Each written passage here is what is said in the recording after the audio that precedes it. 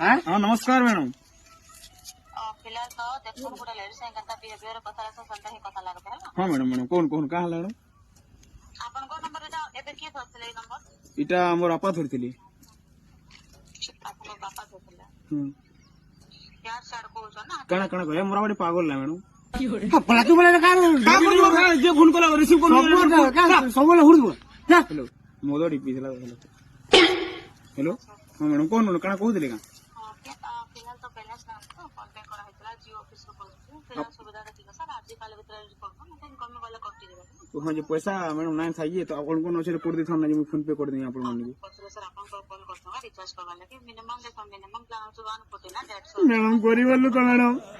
घर चावल लाने जाएंगे तो खाए लगे मैडम पैसा केनु पावी जे रिचार्ज करबी हाँ बापा 200 टका नहीं मोद पी देले न से 200 100 गिन वाले रखा गेला ना मोद पी देले केंदी रिचार्ज करबी रील्स वीडियो देखि ना पर एंजू पासपोर्ट देके केते देबी भाई तो तू तो से घरे से ऐसे बात कर